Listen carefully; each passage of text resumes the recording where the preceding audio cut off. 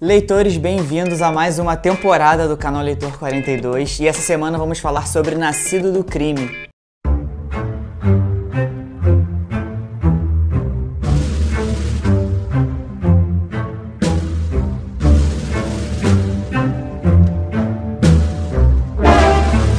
Eu queria muito ter terminado o ano de 2020 com esse livro. Primeiro porque estava dentro do tema, né? Eu estava trazendo alguns autores negros para comentar aqui. E depois porque eu não fiz uma despedida de fato em 2020, né? A gente ficou um tempinho parado aí. E eu poderia passar esse vídeo aqui explicando, mas o vídeo iria de, sei lá, 5 minutos para 12, sabe? Foram muitas coisas aí. Então, ao longo da terceira temporada eu vou soltando aí umas confidências com vocês, mas eu prefiro focar em falar de coisa boa e falar de... Não vou fazer essa piada. Mas vamos falar de coisa boa, vamos falar dessa biografia que eu li, que é fantástica. Não dá pra comparar com outras biografias, porque eu realmente não lembro de ter lido nenhuma. Eu até tenho outra biografia aqui de outro homem negro, que eu ganhei de um amigo, mas tá em inglês. Eu não sei se eu vou falar dela no canal, porque eu não sei se tem aqui no Brasil. Fica aí alguma coisa pra eu pesquisar depois. Mas eu ainda não li. Essa aqui é realmente a primeira biografia que eu li, que eu me lembro, assim, bem provavelmente é a primeira. Eu tava pesquisando, né, autores negros, como eu falei, eu realmente tinha poucas opções na minha coleção. Aliás, como eu estou aqui tentando focar em coisas positivas,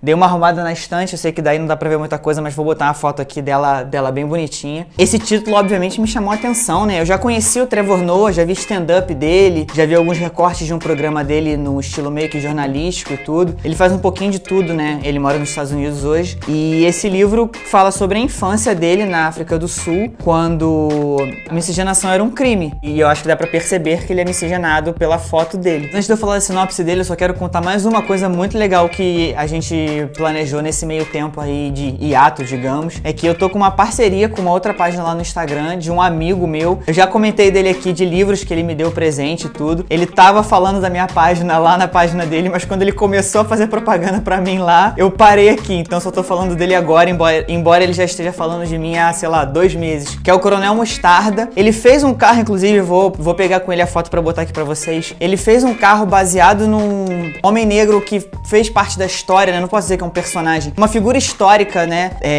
De um homem negro e tudo. Eu não lembro exatamente o que ele fazia. É muito melhor você entrar no link que eu vou deixar aqui embaixo e ter um historiador te explicando o que ele faz. Mas ele botou lá no carro dele também o logo do meu canal. Bem legal isso que ele fez. Então tinha tudo a ver com o tema que eu tava trazendo aqui no mês, né? O canal dele, ele fala sobre história, sobre automobilismo e, consequentemente, história do automobilismo. Então ele tem um podcast, ele faz algumas postagens em texto também. Eu vou deixar algumas coisas aqui embaixo e nos próximos vídeos, quando a gente tiver com a programação aí bem acertadinho os dois, eu de repente recomendo algumas coisas mais específicas aqui pra vocês. Falando do livro em si, né? O Trevor, ele nasceu em 1984, obviamente, e o Apartheid só acabou em 91. Então, durante a infância dele, ele tinha que ficar trancado dentro de casa pra ele não ser levado pela polícia pra um campo de detenção. Ele nasceu numa família negra, totalmente, mas ele não era negro, ele era colored, que é um termo que tá sendo usado exatamente assim nesse livro aqui, que eu comprei em português, e eles não traduziram esse termo, então não vou tentar traduzir, mas ele era classificado como uma outra etnia, diferente do resto da família dele inteira. O livro, ele não é muito linear em questão de linha do tempo, né?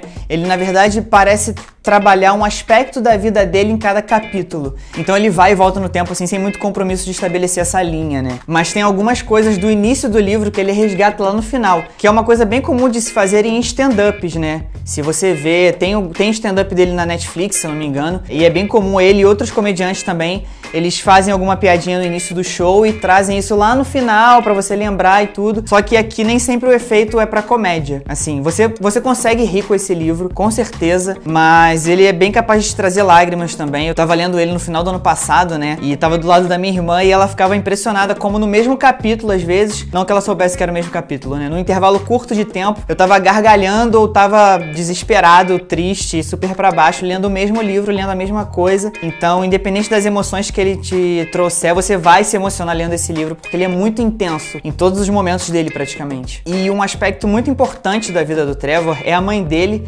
a Patrícia. Tem um show / documentário no Netflix também, que é o Son of Patricia, né, na pronúncia aí em inglês. Seria filho de Patrícia, né, traduzindo mais ou menos, que ele conta um pouquinho da relação dele com a mãe e tudo. Como a mãe dele era, assim, a pessoa mais subversiva e guerreira que ele conhecia, o que pode parecer um pouco clichê, né, porque a mãe dele, ele idolatrava ela, mas assim, ela teve um filho com um homem branco durante a maior institucionalização do racismo da história. Então dá pra ver que ela realmente não curtia seguir regras, né. Isso foi só uma das muitas transgressões que ela fez. Ela frequentava lugares que negros não deveriam frequentar, ela arrumava empregos que negros não deveriam ter, ela comprava casa em bairros onde negros não deveriam morar. Ela constantemente desafiava o sistema opressor em que eles viviam. E ela tentava passar esse modo de pensar pro filho dela também. Ele falou que mesmo quando eles eram muito pobres na infância dela, ela sempre buscava dar muitos livros a ele, porque ela realmente entendia que tem muito poder nessas coisinhas aqui.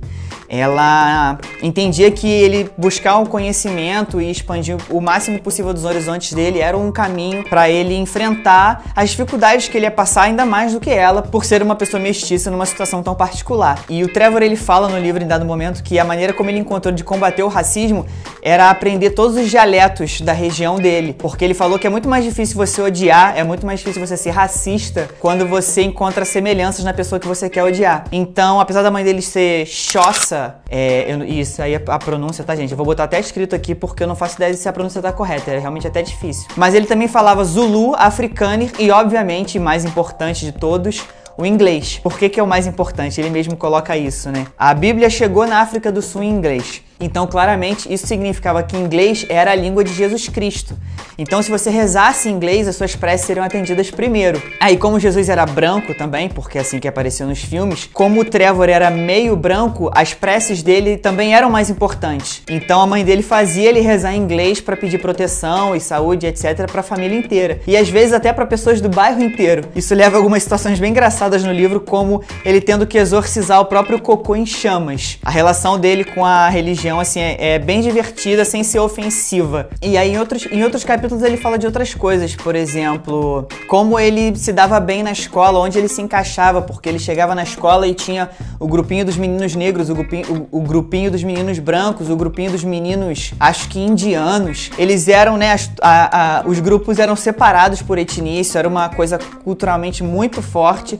Como ele conseguia fazer amigos na escola e se enturmar. Como ele entrou pro mundo do crime mais tarde, obviamente, sem nem entender que o que ele fazia era crime, porque era uma coisa tão comum da cultura dele. Como ele levou Hitler para se apresentar numa escola de judeus. Enfim, coisas normais de adolescente. E também como a mãe dele, que era uma das pessoas mais fortes e transgressoras e independentes que ele conheceu, entrou num relacionamento abusivo que culminou com ela levando um tiro na cabeça do ex-marido. Como eu disse, as emoções são bem fortes nesse livro. Eu espero que vocês tenham gostado desse vídeo. Eu tô entregando muito do livro, mas assim, pode ter certeza que ainda tem bastante coisa aqui pra ler. Tô com esse marcador de página aqui porque eu convenci a minha mãe a ler esse livro. Ela tá curtindo bastante, então eu não ia mexer aqui, mas eu contei aqui pouca coisa ainda. Eu realmente só tô tentando entregar o suficiente pra você entender que esse livro, ele não é só bom, ele é essencial. É o tipo de livro que deveria ser lido assim, tipo, nas escolas. Eu não sei se tem outro país em que lê isso. Eu realmente achei esse livro fantástico, é um dos melhores livros que eu já li. Só aqui no canal acho que já foram uns 100,